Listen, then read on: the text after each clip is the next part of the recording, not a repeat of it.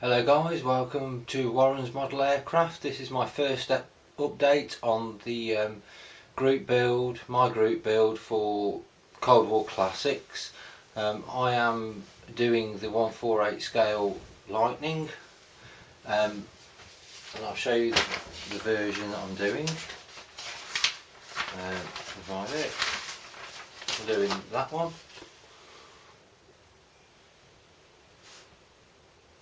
Which is actually the Lightning F6, number 5 Squadron, Royal Air Force, Binbrook, Lincolnshire, England, 1987. That's what I'm doing. I've done my cockpit area, that's done. I'm trying a new technique because the paintwork on this aircraft is actually like a light aircraft grey, and then it's a slightly darker aircraft grey on the undercarriage. So what I'm actually trying to do, I'll show you. Well, I've primed all the parts, and then instead of pre-shading with black paint with my airbrush, I'm actually putting an oil and grease wash all over the aircraft, and then I'm going to paint over the top of that to give it the effect. So I'll give you a quick look at what I'm doing.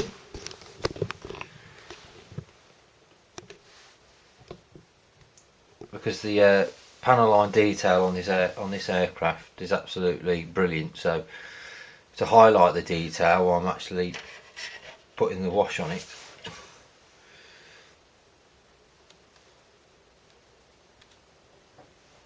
As you can see. And then when I put a light coating of aircraft grey on there, all the pigmentations and tones, and where I've put the weathering wash into the panel line should come through the paint. So I'm doing that instead of a pre-shade. Got the wings here, I've done already.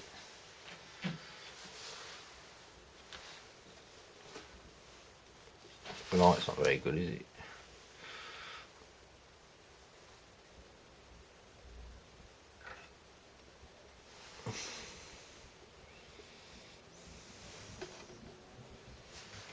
There's the tail fins.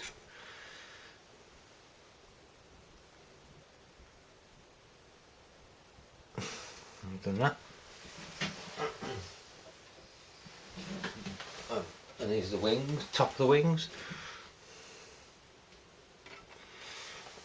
There you go.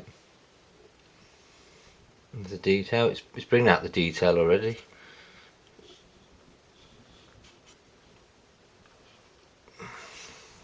And I've already painted them the aluminium already there for the undercarriage on the wheels. Oh. And then I've done that. This has got to be sprayed 78, like a dark green, so I've got that to do. I've already put the coat of aluminium on that. The gloss varnish, the weathering, and I've just got to do that nose cone area now. I don't understand why it tells you to paint all this, because all this up to here is covered inside the fuselage, so I'm not really understanding why it's got to be painted, but I've done it.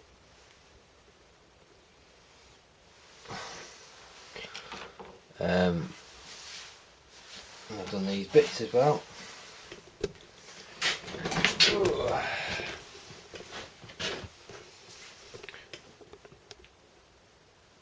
Right, these are for the engines. So are these, and that, and that. And that's got a different colour on it. I don't know if you can see it. It is actually a different colour.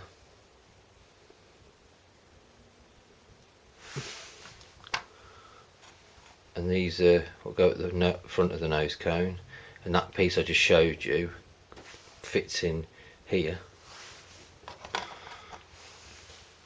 They're all painted up and weathered, ready to be put together. I'll show you my cockpit. Ooh.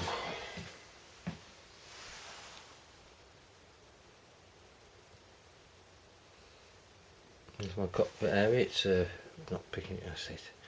There you go. There's the ejection handle there.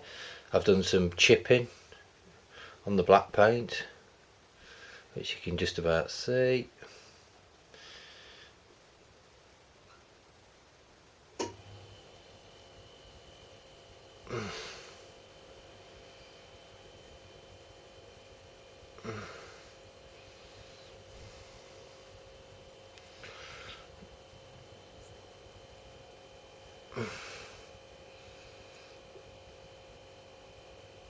Okay.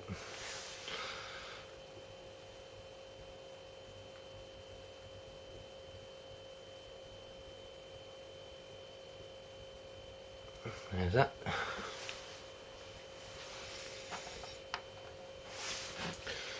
You can get a better picture and zoom in. Well, that's what I've done anyway. That's my update. Oh, and I'll show you my thing I bought for me fillers. What I've actually done is I've bought this, and it's got a needle on the end of it. So obviously you can put anything in this, thinners, white spirits, paint, weathering, and then you can just put it on to whatever you want to do, and just put it in your panel lines, or you know, if you want to use it for filler, you can get the filler down to quite a soft consistency, and then you can squirt that into the gap or the crack of the gap, so it saves you plastering on loads and loads of filler and spending ages sanding it all off. Well, this you can just put as much filler in as required, and then that's it. So it's easier to sand off, makes your job a lot easier. Haven't used it yet, but and I think that was about £2. Right then. I think I've showed you everything now, really. There's that. You see how the weather wash. How the weather wash is actually. See how the weather wash has brought out all the detail on the panel lines and the rivets. So when I put a just ever so slightly coat of light aircraft grey on it, all that should come through. So it'll basically nearly look like that when it's painted, and give it a really good effect.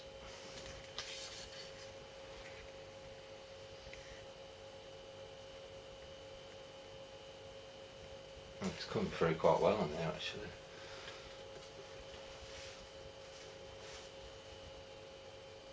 You can see the difference. That hasn't been weathered because that's an alternative piece which I'm not using, so I'm using that one instead. And you see the difference between that and that. Big difference. Right. And that's it really. I'll quickly show you my Lancasters, what I bought in. So I've got a 172 Lancaster. My camera's all wonky for some reason. There we go. There we have the 172 Lancaster by Airfix, which I did a long time ago. And then here's the Lancaster that I did a few months ago. This is the 148 scale Lancaster by Tamiya.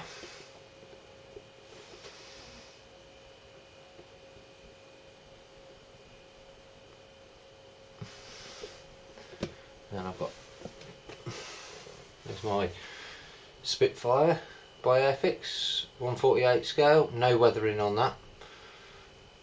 There's my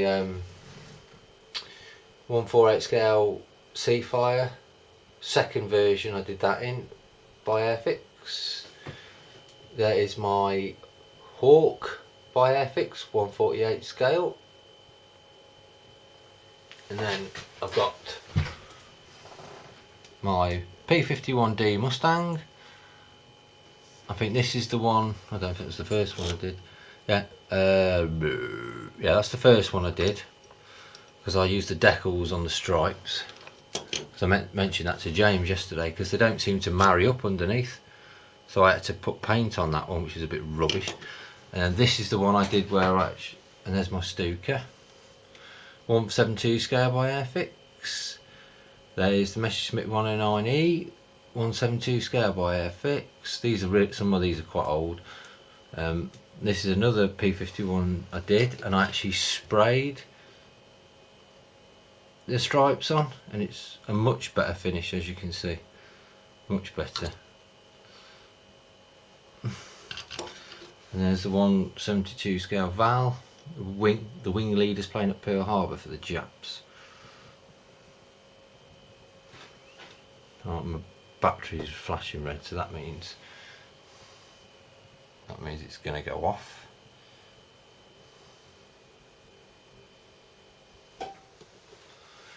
Ooh. And then I've got my Starfighter and a few of my other aircraft in the house in my display cabinet. Oh, that's about it for me. I'd just like to say thank you to everyone for watching all my videos. I'm looking forward to seeing Pete's aircraft that he's doing at the moment. I've got that many subscribers now. I think I've got about 297 subscribers now, and I'm struggling to keep up with everybody. Well, thanks very much guys anyway, and I'll catch you soon on the next update 2.